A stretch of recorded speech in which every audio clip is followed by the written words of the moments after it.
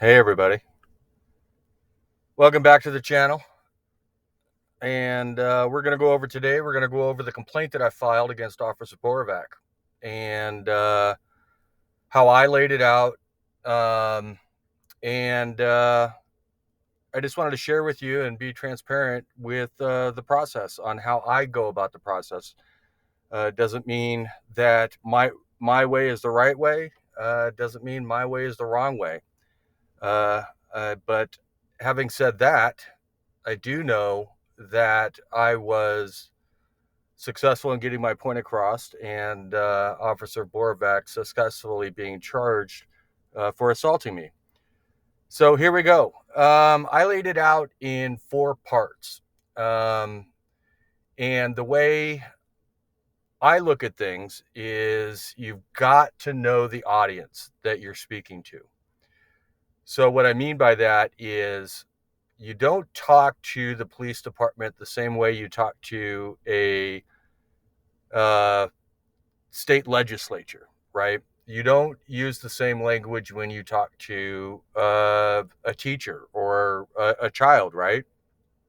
Some extreme examples there. But um, so I laid it out with the mindset of my audience being the police department. And I laid it out with background and context. We want to make sure that they understand the totality of the situation. And we moved on to the timeline of events as they were outlined. We don't want to make their job difficult. We want to make their job as easy as possible to hold people accountable.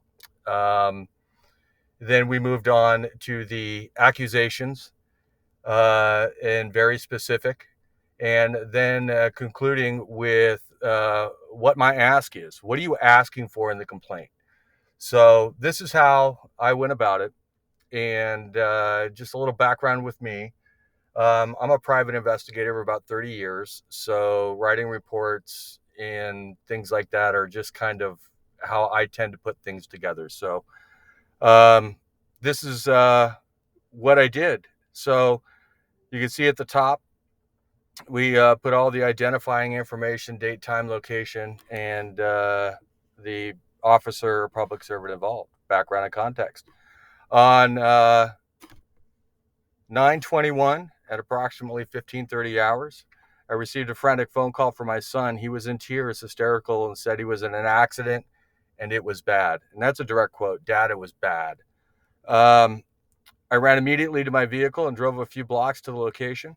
Upon my arrival, I see 2 cars involved, no emergency vehicles, and a small crowd. After consoling my son and checking on the other driver, I began to make phone calls to the insurance company to get a tow truck for my vehicle.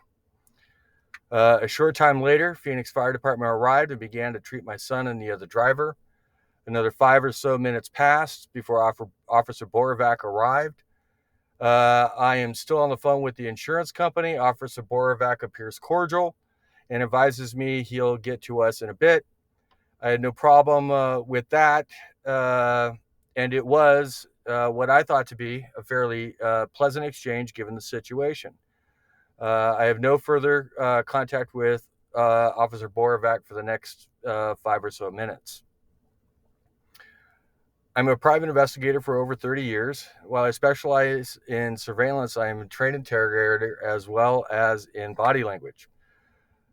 Based on my 30 years of experience, it is my nature to record, especially this type of situation. While I was on the phone with the insurance company, I was also utilizing my phone's camera to record. I do not believe that Officer Borovac had any knowledge that I was personally recording, nor was it my intention to record the cops. It was to document the scene and possibly statements of witnesses or the other driver. I mean, this was a serious accident my son was involved in. That said, I am grateful I had my camera rolling. So basically, I just wanted to lay out there, kind of the totality of the circumstances, what my background was, the reason I was recording, and so we'll move on.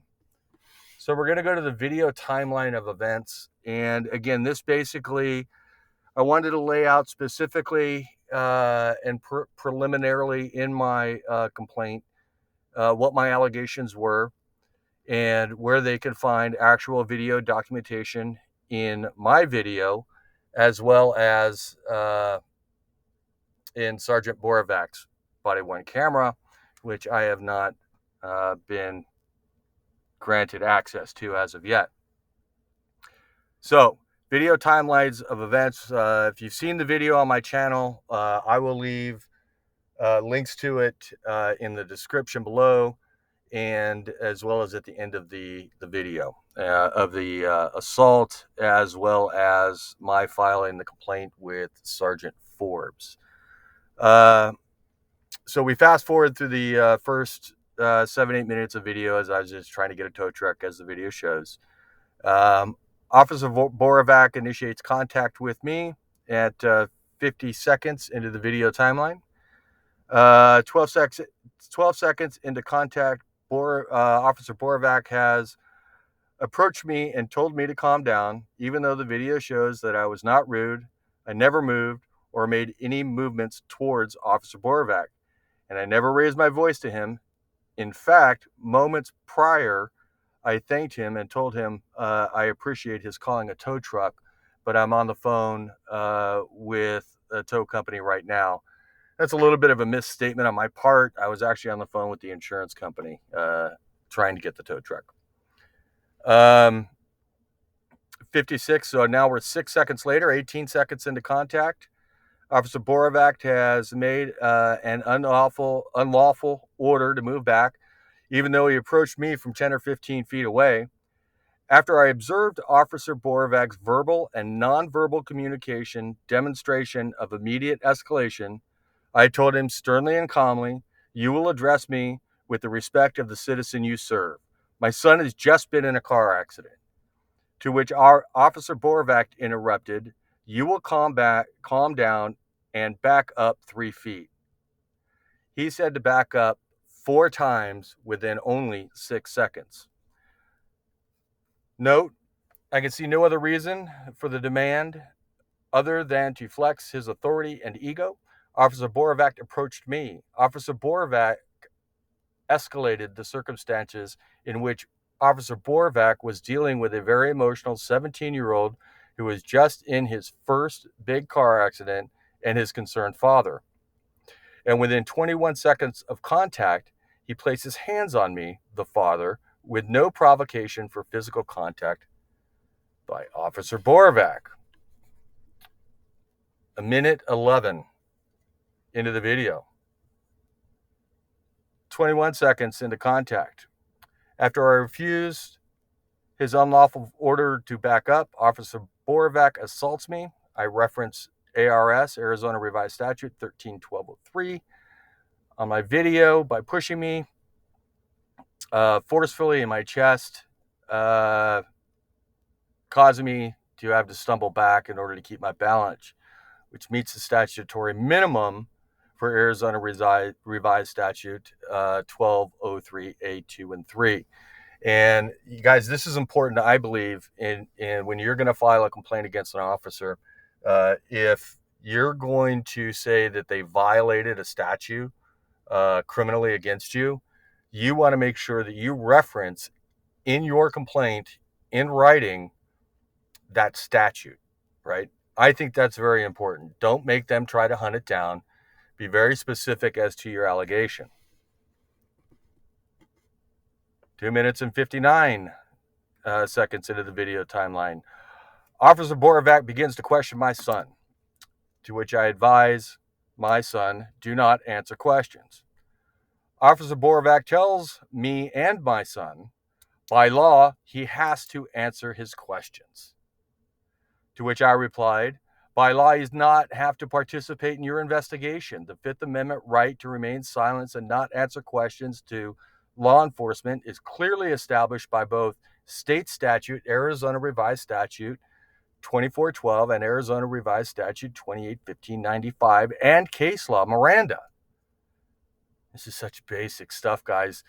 No, an officer with 20 years experience should know this basic constitutional right. Further, these are state statute he, as a motor officer, uses every day in the course of his duty. Laws which he clearly demonstrated a severe, limited knowledge or complete disregard for.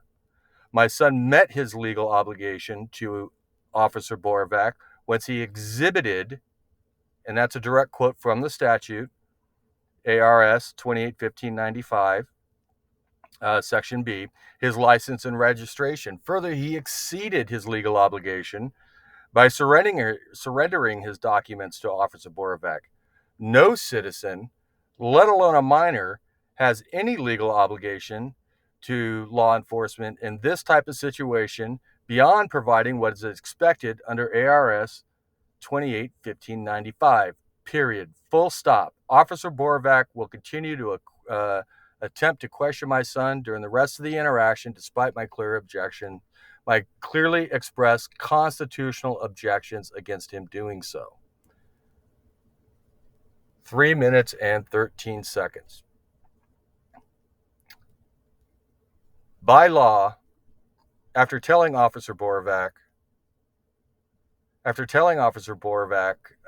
by law, my son does not have to participate in your investigation, and then demanding a sergeant, Officer Borovac again demonstrates both verbal and nonverbal intimidation by escalation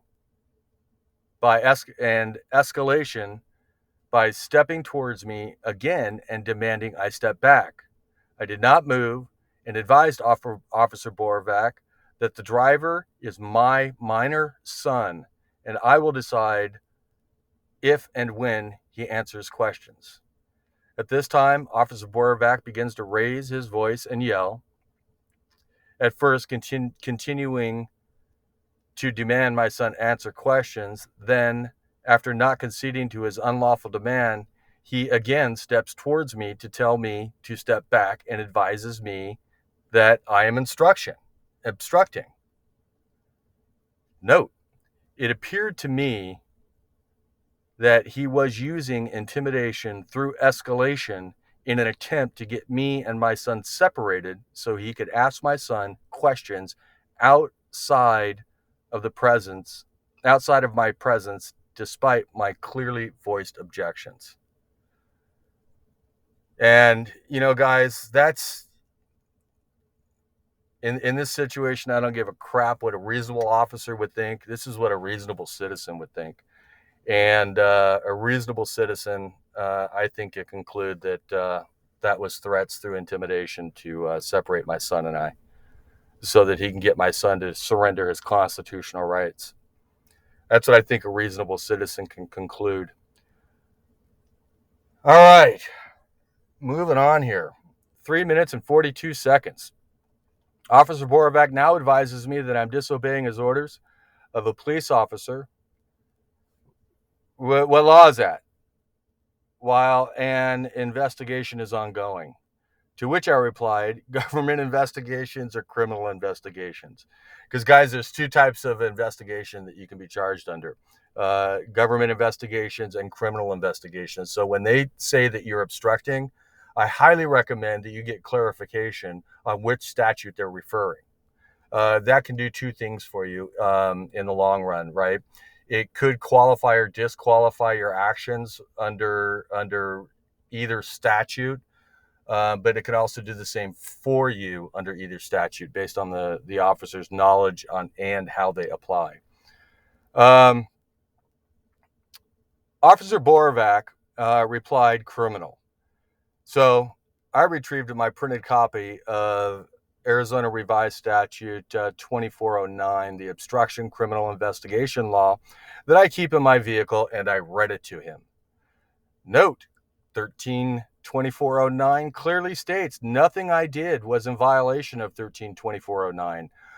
Officer Borovac continues to attempt to question my minor son for the next couple minutes, even after I advised Officer Borovac that as his parents, I will not have him answer his questions.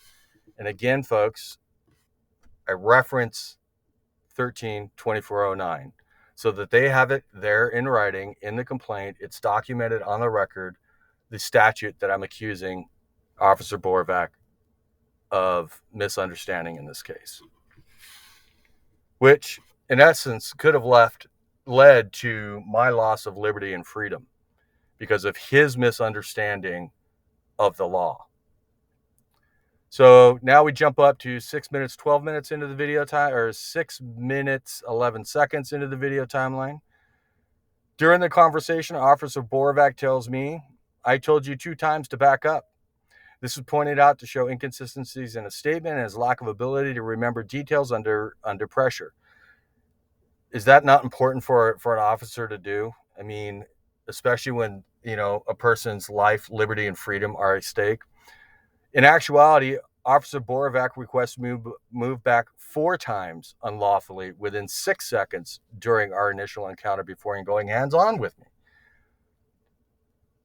6 minutes and 38 seconds. Officer Borovac again tells me I am obstructing. And with the actual written copy of ARS 13-2409 in my hand, I asked him again, "Do you want me to point out where you are wrong?" And Officer Borovac replied, "I read you the law." Note, Officer Borovac never read me the law or even referenced a criminal code or statute to back up his demands. He literally just made up that he read me the law. I read it to him.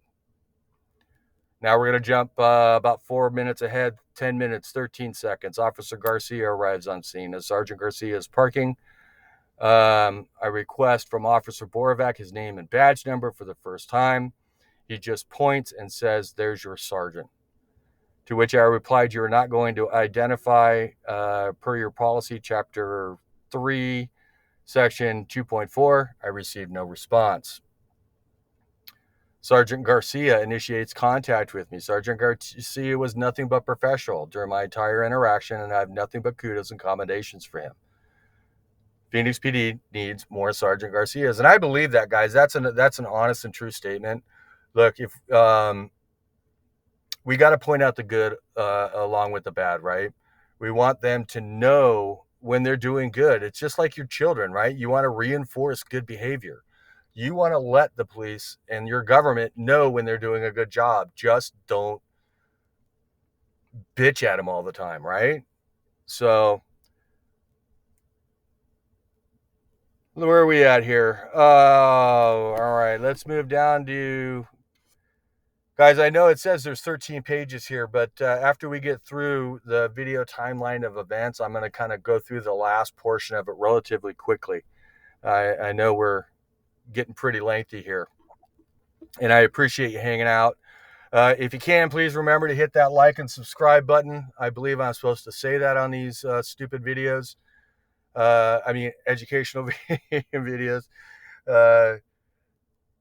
So please hit that like and subscribe if you would, please. And share the videos. You guys have my permission to share this content, mirror this content, do whatever you have to it. While Sergeant Garcia and I are conversing, Officer Borovac approaches to hand Garcia a copy of the citation. At this time, and while in the immediate presence of Sergeant Garcia, I ask Officer Borovac again for his business card with his name and badge number. I again quote him the chapter and section of the Phoenix PD policy, Chapter 3, Section 2.4, that requires him to do so. He did not provide the requested information. Note, this was done to demonstrate that Officer Borovac's ego has gotten him to the point where Officer Borovac will not even follow Phoenix PD policy in front of a sergeant, even when his policy is quoted chapter and verse to him. This is not only a very poor reflection of his attitude towards the public he serves, but also demonstrates a severe disrespect for putting Sergeant Garcia, that was some bad grammar there, wasn't it? For disrespect for putting Sergeant Garcia in a situation like that. And finally, it certainly does not help Phoenix PD in building relationships with the community. At 25:57, Sergeant Borovac approaches, or Sergeant Garcia approaches Officer Borovac to discuss the event. 26:18. During the conversation, I recorded Officer Borovac make an inaccurate statement of fact that he told me 2 times to back up, and that I leaned in towards him. In actuality, he told me 4 times within seconds before going hands-on, after walking towards 15 to 20 feet towards, or 10 to 15 feet towards me. I never leaned in. Officer Borovac makes these factually incorrect statements. They are, in my opinion, some interesting body language demonstrated by Officer Borovac, indicators I, as someone who is trained in interrogation and body language, could interpret as deception at some level. And his overall demeanor shifted after that interaction. So you can see it in the video. He just kind of puts his hands to his head and rubs his nose. There's a clear demeanor shift at that point. I conclude my business at our 40 minutes and 9 seconds. Now, I can't believe we're at 40 minutes into a video for a tow truck. I conclude my business at the scene with Sergeant Garcia. As I departed with my son, I remind Sergeant Garcia that per policy, I never got my business card from Officer Borovac. I wish Sergeant Garcia a good day and advised Officer Borovac to clean the bottom of his boot for the big pile of shit he just stepped in. Interesting fun fact here, folks, that Phoenix Special Investigative Unit, who investigated the criminal activity of Officer Borovac, for which he was, charges have been forwarded to the county attorney. And let me make a correction: the potential criminal activity of Officer Borovac, which has been forwarded to the city prosecutor for consideration of prosecution. I was asked specifically what I meant by that. And the fact that he's had charges forwarded for his conduct to a city prosecutor, I think answers that question. I wasn't going to let it go. And we're not done yet, folks. So the allegation, we're going to move quickly through this, but I'm just going to read off the allegations. I'm going to stop briefly, let you guys pause the video, take a look at the screenshots that I've put into my printed copy during my allegation, because I think it's important, again, that you point out to them and you document their policy and use the statutes and policies against them. Allegation number 1, violation of Phoenix PD Operations Order 1.1, failure to honor his oath. Officer Borovac has 20 years plus experience and either demonstrated a complete lack of knowledge of the Fifth Amendment right to remain silent, as well as Arizona Revised Statute 28-1595, ARS 132412, ARS 132404, and Arizona Revised Statute 132409, or he willfully, and knowingly ignored his oath. And there you go. There it is. Allegation number 2, deviation from policy. Officer Borovac deviated from policy 2.4 when he refused to identify himself twice during my interaction with him, even when quoted the policy in the immediate presence of a sergeant. Deviating from policy 2.4 without supervisory approval or necessity to deviate from policy 2.4. And there's 1.2, and here we go. 2.4 is coming up here. Allegation number 3. Oh, okay. So that was it. That was deviation from, that was the deviation from policy, Operation Order 1.2. And he deviated from policy 2.4. You got to put them in the order. So Allegation 3, violation of Phoenix PD Operations Order 2.4, failure to identify. Officer Borovac violated policy 2.4 when he failed to identify on 2 occasions when asked, and did not provide it when the contact ended. This was pointed out to Sergeant Garcia and actually occurred in his presence.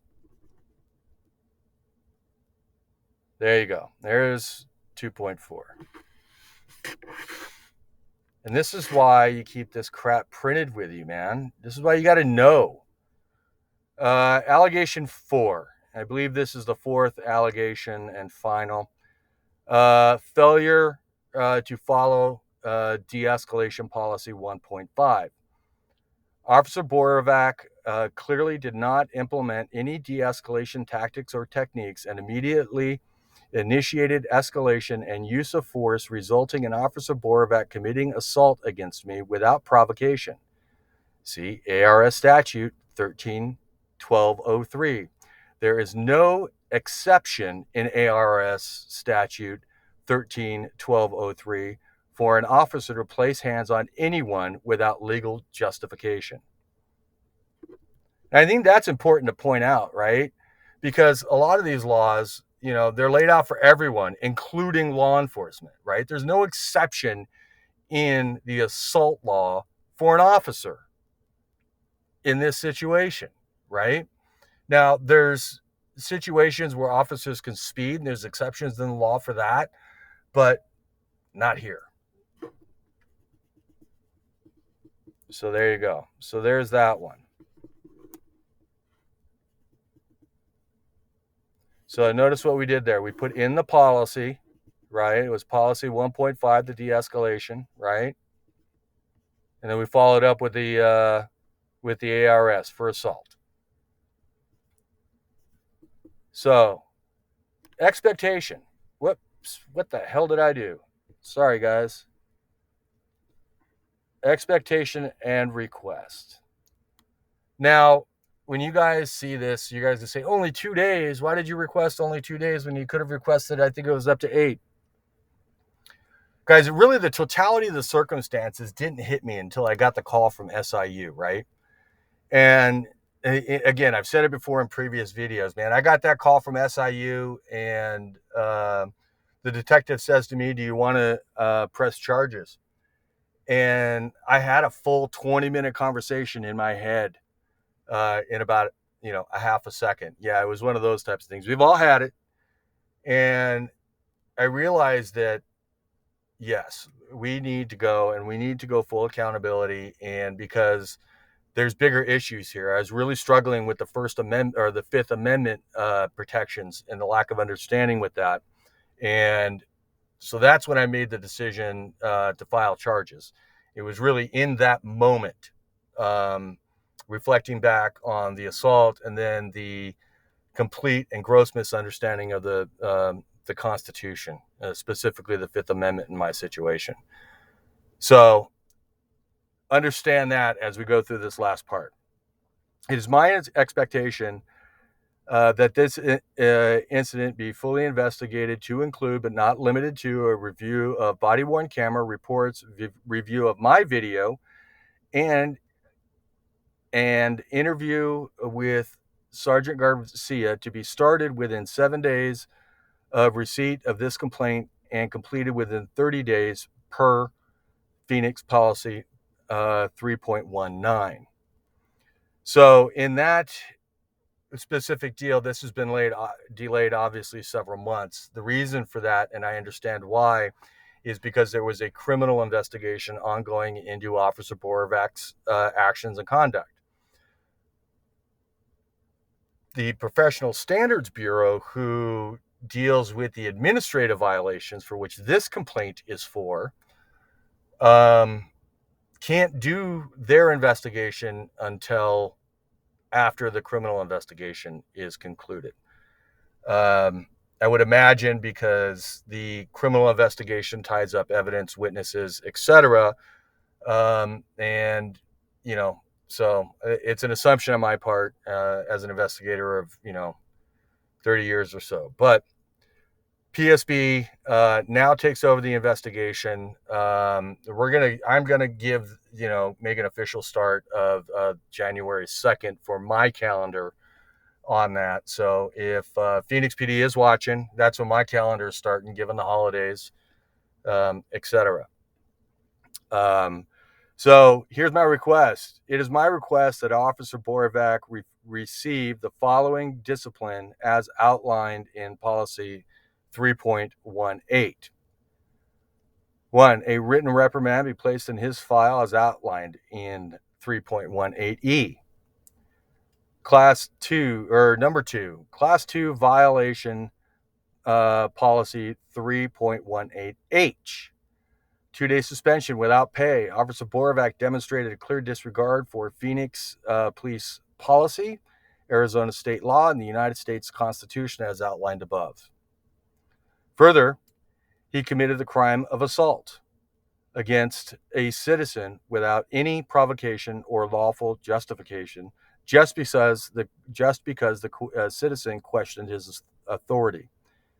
Finally, Officer Borovac demonstrated a clear lack of knowledge of the Fifth Amendment of the United States Constitution, Arizona state laws, and ability to calmly handle situations without escalation, as demonstrated in this egregious unprofessional behavior.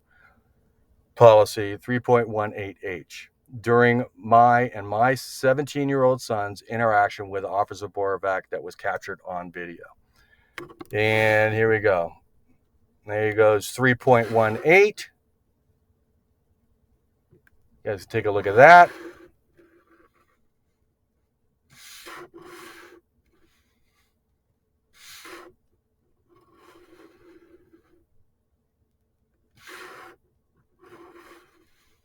And we get to the end.